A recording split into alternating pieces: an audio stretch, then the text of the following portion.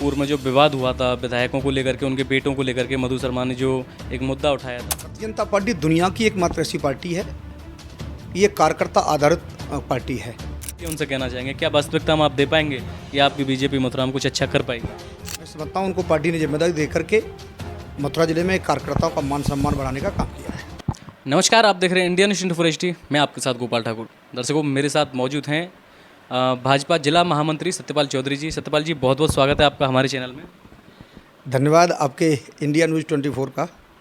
मैं गोपाल जी, आपका तो हमेशा से हम स्वागत करते ही हैं।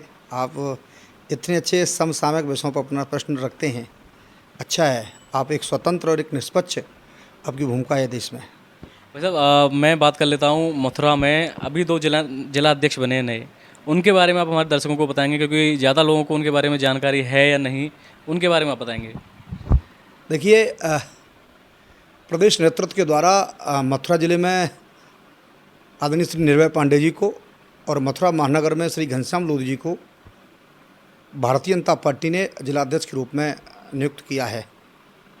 मैं समझता हूँ आदरणीय निर्भय पांडे जी और श्री घनश्याम लोधी जी दोनों पार्टी के बहुत पुराने कार्यकर्ता हैं, बहुत कई दायित्ववान कार्यकर्ता हैं, पूर्व में कई पदों में रहे हैं। हमारे अनुसार संगठन विद्यार्थी परिषद से अपना राजनीतिक कैरियर शुरू करने वाले श्री निर्भय पांडे जी मूल रूप से छाता के पास गांव पड़ता है खायरा, वहाँ के रहने वाले हैं और पार्टी के बहुत ही एक कर्मठ और जुझारू सिपाही रहे हैं। मैं समझता हूँ उनको पार्टी ने जिम्मेदारी दे करके मथुरा जिले में कार्यकर्ताओं का मान सम्मान बढ़ाने का काम किया है। तो पहले जो जिला अध्यक्ष थे, उनके कार्यों को लेकर के और इनके जो आने वाले कार्य हैं, उनको कैसे आप जनता को बताना चाहेंगे? देखिए, मैं पूर्व में भी आपके जब कई बार आपने मुझे इंटरव्यू से पूछा है तो मैं ये कहने वाला हूँ और हमेशा से मेरा मानना भी है कि भारतीय जनता पार्टी दुनिया की एकमात्र ऐसी पार्टी है, ये कार्यकर्ता आधारित पार्टी है। वर्ष भर यहाँ कार्यकर्ता किसी न किसी रूप में काम करता रहता है। हम जितने भी कार्यकर्ता हैं किसी न किसी रूप में अपने दायित्वों का निर्वहन करते हैं। 24 घंटे भारतीय जनता पार्टी जनता के बीच में रहने वाले एक दल है। इसलिए आज नए जिलाध्यक्ष बने हैं, पूर्व में वो जिलाध्यक्ष थी। मूल रूप से काम यही है, देश की सेवा, जनता की सेवा, जनता के बीच में माननीय प्रधानमंत्री जी की और माननीय मुख्यमंत्री जी की जो जन कल्याणकारी योजना है उनको जनता तक ले जाना, यही हमारा मूल रूप से काम है। जैसा कि ये जिलाध्यक्ष अभी बने हैं, इससे पहले पूर्व में जो विवाद हुआ था विधायकों को लेकर के, उनके बेटों को लेकर के, मधु शर्मा ने जो एक मुद्दा उठाया था, तो उसके बारे में क्या कहेंगे आप? क्या सत्यता आपको लगती है और क्या है उस विषय में? उस बारे में अभी मुझे कोई कहना नहीं है। जो चीज़ें गुजर गई उस पर बहुत सारी बातें हो चुकी हैं, मीडिया पर भी बहुत सी बातें हुई हैं। इसलिए हम मेरे जैसा कार्यकर्ता कि उस बारे में बहुत ज़्यादा कहने की आवश्यकता नहीं है। वो विषय निकल गया, सीनियर लोगों का विषय था, इसलिए इस बारे में मेरा कोई आप कैसे पर्दा डालना चाहेंगे उस विषय में? नहीं, पर्दा नहीं, वो उस पूरे मामले का पटाक्षेप हो गया है। आपस में कई छोटी मोटी बातें थी, उसका समाधान हो गया। क्या निवारण निकला उस मामले में? निवारण यह है कि कार्यकर्ताओं को जिम्मेदारी मिल गई है और अब नए जिलाध्यक्ष के रूप में हम सब कार्यकर्ता एक अच्छे मथुरा को लेकर के हम लोग काम करेंगे। आने वाले लोकसभा चुनाव में भारतीय जनता पार्टी के प्रत्याशी को, कमल के फूल के प्रत्याशी को यहाँ से जिता करके हम लोग दम लेंगे। ठीक है, अभी हमारी बात हुई मथुरा जिलाध्यक्ष को लेकर के। जो 2 जिलाध्यक्ष बने हैं उनके बारे में सत्यपाल जी ने हमें बताया। अब बात कर लेते हैं G20 को लेकर के। G20 पूरे वर्ल्ड में, पूरे विश्व में बड़ा ही विख्यात हुआ है, उसके बारे में आपका क्या मानना है?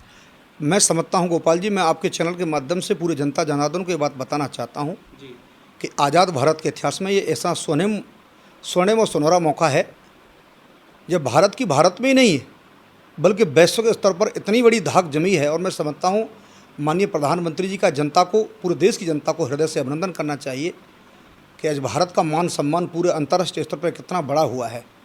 जिन शक्तियों को हम समझते थे कि ये विश्व की चलाने वाली शक्तियाँ हैं, आज वो सारी शक्तियाँ भारत में आकर के भारत की तारीफ करके गई हैं। हमारे प्रधानमंत्री केवल भारतीय नहीं बल्कि इसमें विश्व के सबसे बड़े लोकप्रिय नेताओं में उनकी गिनती होती है। हम सबका सौभाग्य है और हम जैसे कार्यकर्ताओं को ये सौभाग्य से ये बोलना चाहिए कि आज़ाद भारत के इतिहास में ऐसे पहले प्रधानमंत्री हम सबको देखने मिले हैं जिन्होंने अंतर्राष्ट्रीय स्तर पर भारत की साख को बढ़ाने का काम किया है। G20 की बात करें तो पहले ये कभी G7 हुआ करता था, तो ये G20 आप किस निगाह से देखते हैं? G20 है क्या? अगर एक सवाल किया जाए G20 का अर्थ निकलता क्या है G20? G20 ये वो समूह है जो अंतर्राष्ट्रीय सामरिक और आर्थिक संबंधों को लेकर के एक ग्रुप है, एक संगठन है। ख़ासतौर से मूल रूप से यह आर्थिक संबंधों को लेकर के एक संगठन है। पूरी दुनिया में किस तरह से एक दूसरे के यहाँ व्यापार बढ़ना है, एक दूसरे की चीज़ों को समझने का प्रयास है। आज पूरा विश्व एक आर्थिक युग में जी रहा है। तो चूँकि भारत दुनिया का सबसे बड़ा देश है, इसलिए माननीय प्रधानमंत्री जी के नेतृत्व में जिस तरीके से G20 का आयोजन हुआ है, उससे भारत की जो आर्थिक सबलता है, आर्थिक समृद्धि है, वो पूरे विश्व में एक संदेश गया है। और माननीय प्रधानमंत्री जी ने पूरे विश्व को भारत के बाज़ार के लिए खोलने का जो काम किया है, यहाँ से भारत के नौजवानों को तमाम तरह के रोज़गार मिलेंगे। भारत आर्थिक उन्नति के शिखर पर पहुँचने का काम करेगा, भारत आर्थिक समृद्धि के शिखर पर पहुँचने का काम करेगा। इसमें जितने भी देश आए हैं, वो देश आज दुनिया के सबसे आर्थिक देश हैं। और जब भारत के साथ उनके साथ तमाम तरह के समझौते हो रहे हैं, तो ये भारत की आर्थिक समृद्धि का प्रतीक है। और भारत इस समय दुनिया की तीसरी चौथी बड़ी अर्थव्यवस्था के रूप में हम सबके सामने आ रहा है। अच्छा, ये तो G20 की बात रही। अभी चुनाव भी आ रहे हैं, सांसदीय के चुनाव हैं, तो आपको क्या लगता है बीजेपी से कौन मैदान में उतरने वाला है मथुरा से? भारतीय जनता पार्टी से कमल का फूल पार्टी से मैदान में होगा। और कमल का फूल तो इस समय किसी पर रुकने वाला नहीं है, क्योंकि मैं पूर्व में भी कह चुका हूं कि इस देश की जनता ने सारे दलों को नकार दिया है। और माननीय प्रधानमंत्री जी और माननीय मुख्यमंत्री जी के नेतृत्व में जितनी जन कल्याणकारी नीतियाँ इस देश में हैं, प्रदेश में हैं, उन सबको लेकर के हम जनता के बीच जा रहे हैं। आज जनता के चेहरे पर खुशहाली का जो भाव है, हमारे प्रधानमंत्री जी की और मुख्यमंत्री जी की जो योजनाएं हैं, हमारे पास दुनिया के सबसे लोकप्रिय नेता हमारे पास हैं, उनको लेकर के हम जनता के बीच जाएंगे। कमल का फूल हमारा चुनाव चिन्ह रहेगा, हम बड़े अंतराल से चुनाव जीतेंगे। जैसा कि आपने बताया, युवाओं के लिए रोजगार प्रधानमंत्री दे रहे हैं और काफ़ी चीज़ें हैं, तो मथुरा के युवा आपको आइडल मानते हैं, युवाओं के दिल की धड़कन भी बोलते हैं आपको। तो आप कैसे मथुरा के युवाओं को क्या दिलासा देना चाहेंगे, क्या कहना चाहेंगे उनके लिए, कैसे अच्छे अच्छे रोजगारों के लिए उनसे कहना चाहेंगे? क्या वास्तविकता में आप दे पाएंगे या आपकी बीजेपी मथुरा में कुछ अच्छा कर पाएगी? देखिए, मैं समझता हूँ मथुरा के नौजवानों के लिए हमेशा से मैं एक संघर्षरत रहता हूँ, और मैंने हमेशा संघर्ष किया नौजवानों के लिए। अभी माननीय मुख्यमंत्री जी ने अभी जैसे माननीय लक्ष्मीकांत जी के क्षेत्र में अभी गन्ना की जो मिल चालू की है, उससे भी तमाम बेरोजगार नौजवानों को रोज़गार मिलने वाला है। और भी तमाम तरह के प्रयास इस देश के प्रधानमंत्री जी ने और मुख्यमंत्री जी ने किए हैं। छोटे छोटे लोनों के माध्यम से भी नौजवान अपना आत्मनिर्भर भारत की जो कल्पना है, उसको साकार कर सकता है। बांके बिहारी मंदिर कॉरिडोर को लेकर के हाई कोर्ट में मामला चल ही रहा है, तो आपका क्या मानना है इसको लेकर? उसको हमारे जिलास्तरीय अधिकारी देख रहे हैं और हाई कोर्ट में बेहतर से बेहतर क्या हो सकता है उसका पक्ष रख रहे हैं। मुझे लगता है कि मथुरा के श्रद्धालुओं को किसी प्रकार की परेशानी न हो। मथुरा के श्रद्धालु अच्छी तरह से हमारे आराध्य बांके बिहारी जी के दर्शन कर सकें, इस बारे में बहुत गहनता से चर्चा और समीक्षा चल रही है। और उसको अच्छे से पेश करके एक अच्छा और सुंदर कॉरिडोर बनेगा, एक भव्य और दिव्य कॉरिडोर बनेगा, काशी विश्वनाथ जी की तर्ज पर यहाँ कॉरिडोर बनेगा, ऐसा मेरा मानना है। तो कॉरिडोर से क्या क्या फ़ायदा होने वाले हैं? कॉरिडोर से जैसे सपोज अभी नॉर्मल माहौल है, और कॉरिडोर के बाद क्या माहौल चेंज होने वाला है, क्या फ़ायदा? कॉरिडोर से मुझे लगता है कि जो दुर्भाग्यपूर्ण 2-3 घटना हुई हैं, उससे छुटकारा मिलेगा। कॉरिडोर बनने से जनता को, आम जन को, श्रद्धालुओं को बहुत अच्छे से बिना किसी परेशानी के दर्शन हो सकेंगे। और बिहारी जी तो देखो सब पे कृपा करने वाले हैं। और बिहारी जी के यहाँ जो भक्त जाता है ना, उसमें गरीबी झलकती है ना अमीरी झलकती है। बिहारी जी चाहते हैं कि सब अमीर गरीब सब जितने श्रद्धालु हैं, सब उनके भक्त हैं, सबको दर्शन हो। तो केवल श्रद्धालुओं की अच्छे आने आवागमन के लिए, उनके अच्छे दर्शन के लिए ये कॉरिडोर बहुत आवश्यक है। चलिए ठीक है, बहुत बहुत धन्यवाद आपका। आपने इन सारी चीज़ों पे हमसे चर्चा की, इस विषय में बताया सांसदीय के चुनाव को लेकर के, G20 को लेकर के, और मथुरा के जिला अध्यक्षों को लेकर के। और आप से एक मेरा सवाल और रहेगा, ये इंडिया और भारत, इसके बारे में आपका क्या मानना है और क्या कहना चाहेंगे? इसको इंडिया और भारत को लेकर आप कैसे तुलना करना चाहेंगे? ये देखिए, इस देश में बहुत दुर्भाग्यपूर्ण स्थिति है जी। इस देश में ऐसे दलों का गठबंधन हुआ है जिसको देश की जनता ने नकार दिया है। ये वो दल हैं जो हताशा निराशा के प्रतीक हैं। ये वो दल है जो जनता की लोकतंत्र की वोट की मोहर से ये बौखलाए हुए हैं। इस देश के प्रधानमंत्री जी के प्रति देश की जनता का एक गहरा विश्वास, और मैं समझता हूँ इतना गहरा विश्वास है कि देश की जनता उनको तीसरी बार प्रधानमंत्री बनाने के लिए लालायित है। अब इन दलों की स्थिति ऐसी है कि इन दलों को देश से प्रेम नहीं है। इनके नेता राहुल गांधी जाकर के विदेश में जाकर के भारत की आलोचना करती हैं, दुर्भाग्यपूर्ण स्थिति है। इनके नेताओं को इतना पता नहीं भगवान ने अकल नहीं दी है कि भारत की आलोचना भारत अंतर्राष्ट्रीय स्तर पर तो नहीं होनी चाहिए। और जहाँ तक भारत और इंडिया की बात है, देखिए गोपाल जी, मैं आपको बता दूं, आप बहुत होशियार एक पत्रकार हैं, होशियार एक संवाददाता हैं। मैं समझता हूँ भारत का नाम महाराजा भरत के नाम पर पड़ा था, जो बड़े प्रतापी शासक हुआ करते थे। तो भारतीय जनता पार्टी के एजेंडे में सांस्कृतिक जो राष्ट्रवाद है उसको लेकर के हम लोग कल्पना करते हैं और जीते भी हैं उसी के साथ हैं। इसलिए भारत की जो मूल धरोहर है उसको लेकर के चलने वाले लोग हैं। और ये सब तो इन लोगों ने उलझा दिया है। मूल रूप तो भारत ही है, और भारत की आज़ादी, भारत में वंदे मातरम, भारत का राष्ट्रगान, हम लोग कहते हैं कि भारत का राष्ट्रगान, भारत की आज़ादी, ये सब भारत के ही तो हिस्से हैं। और संविधान में भी भारत शब्द का प्रयोग किया गया है। इसलिए मैं समझता हूँ ये जो विरोधी विपक्षी दल हैं, इनके पास कोई मुद्दा नहीं है, केवल देश को, जनता को ये गुमराह करने की ज़रूरत है, बाकी ये इनके पास कुछ है नहीं। क्या हम इसे ऐसे कह सकते हैं कि ये INDI ये एक गठबंधन बना, उसके बाद ही प्रधानमंत्री ने इसे भारत का रूप दिया? ये गठबंधन नहीं, बल्कि ये स्वार्थ का बंधन है। इनके बीच में ये तय नहीं है कि इनका नेता कौन है। इनके बीच में ये तय नहीं, ये तो देखो अदूरदर्शी लोग हैं सब। इनके पास कोई विजन नहीं है, इनके पास कोई दूरदर्शिता नहीं है, इनके पास नेतृत्व नहीं है, इनके पास नीति नहीं है। हमारे पास दुनिया का सर्वाधिक लोकप्रिय नेतृत्व हमारे पास है। हमारे पास दुनिया के सर्वाधिक लोकप्रिय प्रधानमंत्री हमारे पास है। हमारे पास दुनिया की सबसे बड़ी पार्टी के कार्यकर्ताओं की फौज है। दुनिया के सबसे लोकप्रिय राष्ट्रीय अध्यक्ष हमारे पास हैं। बहुत ही लोकप्रिय गृहमंत्री हमारे पास हैं। दुनिया का इतना बड़ा नेतृत्व हमारे पास है, जो भारत को बहुत आगे ले जाने की क्षमता और नेतृत्व रखता है, आगे ले जाने की एक दूरदर्शिता के साथ एक काम करने का भाव रखते हैं हमारे पास। इन लोगों के पास कुछ नहीं है। देश की जनता इनको नकार चुकी है, और आने वाले 2024 में देश की जनता इनको नकारेगी। और इनको जहाँ जहाँ ये हैं, इनको वहीं हम लोग हराने का काम करेंगे। ये लोग स्वार्थी लोग हैं। ये देश की जनता से इनका कोई सरोकार नहीं है। ये सत्ता प्राप्ति के लिए केवल छटपटा रहे हैं। जो उनका मिशन कभी पूरे होने वाला नहीं है। क्या BJP में स्वार्थी लोग नहीं हैं? भारतीय जनता पार्टी का एक एक कार्यकर्ता इस देश के लिए जीतता है। भारतीय जनता पार्टी का एक एक कार्यकर्ता देश की जनता के लिए जीतता है। और हम लोग तो ऐसे उस पार्टी के कार्यकर्ता हैं जो केवल ये सोचते हैं कि तेरा वैभव अमर रहे माँ, हम दिन चार रहने रहें।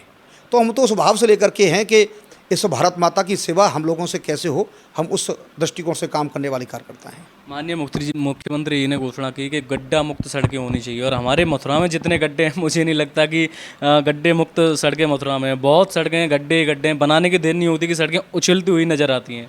और 5 साल की गारंटी लेने के लिए भी उन्होंने कहा कि सड़कों की 5 साल की गारंटी कम से कम होनी चाहिए। उस विषय में आपका क्या मानना है कि उनके कहने से पहले ऐसा क्यों नहीं हो रहा था? देखिए, मुख्यमंत्री जी का मैं अभिनंदन करता हूँ कि उन्होंने बहुत छोटी छोटी बातों को समझ करके कड़ाई से इस बात का निर्देश अधिकारियों को दिया है। और आने वाले 1 महीने में मुख्यमंत्री जी के आदेश के अनुसार सारी सड़कें गड्ढा मुक्त हो जाएंगी। और मैं समझता हूँ कि 2017 से लेकर के 22 में जिस तरह उत्तर में बिजली में क्रांति आई थी, अब 2022 से लेकर के इस समय मैं समझता हूँ सड़कों की क्रांति है। मथुरा में सड़कों के जाल बिछ रहे हैं, आप देखेंगे। मैं गोपाल जी, गड्ढे वाले जाल बिछ रहे हैं ना सड़कों के? नहीं, गड्ढों को हम लोग गड्ढों को ढक रहे हैं, क्योंकि बारिश का मौसम अभी समाप्त हुआ है। इसके लिए बारिश के मौसम से तो गड्ढे होते ही हैं। डाबर जो है बारिश को वो थोड़ा घातक होता है। जो डाबर है वो बारिश के लिए घातक होता है, तो उससे चीज़ें बिगड़ती हैं। बाकी आने वाले 1 महीने में सारी मथुरा की सड़कें चमचमाती मिलेंगी, सारे के गड्ढे मुक्त हो जाएंगी। 84 कोस को लेकर के मथुरा में कितना, वो सरकार का इतना बड़ा विजन है, सरकार का इतना बड़ा प्रयास है कि मैं समझता हूँ कि वो हर ब्रजवासी के चेहरे पर एक खुशी का भाव है। ब्रजवासी जिसको आज़ाद भारत से लेकर के अब तक संघर्ष कर रहे थे, वो हमारे प्रधानमंत्री और मुख्यमंत्री जी के नेतृत्व में बहुत जल्दी हम सबके सामने उसकी रूपरेखा आने वाली है। आप तो मथुरा के ही रहने वाले हैं, आपने देखा ब्रज 84 कोस में घुटने घुटने तक कीचड़ की माहौल रहता है जब ब्रज 84 कोस में परिक्रमार्थी निकलते हैं, तो उसमें लगभग कब तक सुधार आ जाएगा? कहीं बारिश की मौसम की वजह से ऐसा हुआ है। और मैं समझता हूँ आने वाली जब ब्रज 84 कोस की जब परिक्रमा होगी गोपाल जी, तो आप भी उसमें चलना, आपको लगेगा कि ब्रज 84 कोस नहीं, बल्कि वो भारत की एक सुंदर अद्भुत जगह अगर कोई है तो ब्रज है। तो आने वाले 2-3 सालों में एक सुंदर और अच्छा ब्रज बनेगा, एक चहुमुखी विकास का ब्रज बनेगा। आने वाले समय में ये देखने को आपको मिलेगा। ठीक है, अभी आपने एक बात कही थी कि आप वो सड़कें जल्दी से जल्दी गड्ढा मुक्त करवा रहे हैं और उस पर बहुत अच्छे से कार्य कर रहे हैं, लेकिन सड़कें बनती हैं, क्यों ना उन सड़कों की अच्छी तरह से जांच करके उसको पास किया जाए? क्या इसमें मैं बोल सकता हूं कि कोई भी इसमें कोई भी सूत्रों के हिसाब से कोई भी नेता ले लूँ या कोई ठेका ले लूँ, ठेकेदार ले लूँ, क्या वो अपनी दलाली करके उसको पास कर देते हैं और सड़कों का इतना गंदा हाल होता है? इस विषय को लेकर आपका क्या कहना है? इसके लिए बाकायदा मुख्यमंत्री जी ने मॉनिटरिंग कमेटी स्थापित की है और जो समिति है वो इस सब चीज़ों को देखेगी और मुख्यमंत्री जी ने इस बार बहुत कड़ाई से सबकी जवाबदेही तय की है। जो सड़कें जो ठेकेदार बनाएगा उसकी गारंटी भी है 5 साल तक उसकी रखवाली वो करेगा। मुख्यमंत्री जी ने सारे अधिकारियों की, सारे ठेकेदारों की जवाबदेही और जिम्मेदारी तय की है कि सड़कें 5 साल तक अगर टूटती हैं तो उस ठेकेदार को ब्लैक लिस्ट किया जाएगा और उसकी जवाबदेही यह है कि वो सड़क को बनवाएगा। इसलिए मैं समझता हूँ कुछ पूर्व में चीज़ें रही होंगी, लेकिन आने वाले समय में आपको बहुत बेहतर व्यवस्था देखने को मिलेगी। और क्या कहना चाहेंगे हमारे साथियों से, दर्शकों से और मथुरा के युवाओं के लिए आप? मैं तो केवल यही कहूँगा कि मथुरा चौमुखी विकास की तरफ अग्रसर है। मथुरा के ब्रजवासियों, मैं समझता हूँ आपके आशीर्वाद से ही माननीय प्रधानमंत्री और माननीय मुख्यमंत्री जी इतना अच्छा शासन कर पा रहे हैं। और जहाँ भगवान कृष्ण की नगरी हो, मैं भगवान कृष्ण ने हमेशा गीता में और एक प्यार का संदेश दिया है, भगवान कृष्ण ने इस समाज को जोड़ने का संदेश दिया है। तो वैसे भी गोपाल जी हम कहते हैं कि मथुरा 3 लोक से न्यारी है, तो मथुरा में बहुत अच्छा काम होने वाला है और आने वाले समय तो मथुरा इस समय चौमुखी विकास की तरफ बहुत बढ़ चुका है। आने वाले समय में देखेंगे मथुरा विश्व के एक नक्शे पर एक नया शहर मान के रूप में आप सबके सामने आएगा। मस्जिद और मंदिर को लेकर भी मथुरा पूरे विश्व में चर्चाओं में है और बीजेपी का क्या सीन है मंदिर और मस्जिद को लेकर के, तो आप बीजेपी की तरफ से क्या कहेंगे? अपनी तरफ से पर्सनली ना कह के बीजेपी की तरफ वो मामला कोर्ट में है और पार्टी समय समय पर जो विधिक अध्ययन है उसके साथ हम लोग उस पर चर्चा करते हैं। बट बाकी वो विषय कोर्ट में है, कोर्ट जो निर्णय करेगा उसका पार्टी निर्देश का पालन करेगी। जहाँ तक है तो आपको पता ही चल गया होगा, जो इसका मुख्य केस लड़ रहे हैं एडवोकेट महेंद्र प्रताप जी, वो जन्मभूमि को और मस्जिद को लेकर एक मूवी भी बनाने वाले हैं। शायद आपको इस विषय में पता भी हो, तो उस पर आपका क्या मानना है? वो मूवी कितनी बननी चाहिए और किस प्रकार से वो बनना चाहिए, क्या होना चाहिए? देखिए, इस तरह की फिल्में बननी चाहिए और उससे हम लोगों को ये मालूम होना चाहिए कि हमारे पूर्वजों की क्या धरोहर है, इस मथुरा की क्या धरोहर है और हर व्यक्ति को अपने धरोहर के बारे में जानकारी होनी चाहिए। और मैं समझता हूँ भारतीय जनता पार्टी के एजेंडे में भी है कि जो भारत की धरोहर हैं उन धरोहरों को संरक्षित करने का काम भी भारतीय जनता पार्टी सरकारें करती रही हैं और आगे भी करती रहेंगी। चलिए, आज तक की बात करने के लिए आपका बहुत बहुत धन्यवाद। दर्शकों, हमने बात की अभी सत्यपाल चौधरी से, इनसे जिन जिन मुद्दों पर बात की हमने चर्चा की, उन्होंने बड़े ही सरल स्वभाव से और बड़े ही अच्छी तरह से उनका जवाब दिया और संतुष्ट किया। अगर आप लोगों को भी कोई सवाल करना है, अपने सवाल मथुरा से लेकर के ब्रज धाम को लेकर के या बीजेपी को लेकर के हैं, तो आप अपनी कमेंट कीजिए और किन से हमको वो सवाल का जवाब आपको दिलवाना है वो हमें कमेंट कीजिए। हम कोशिश करेंगे उन्हीं से उन सवालों के जवाब दिलवाने के लिए। तो आप देख रहे हैं India news 24 HD, Gopal Thakur के साथ शिवम ठाकुर की खास रिपोर्ट।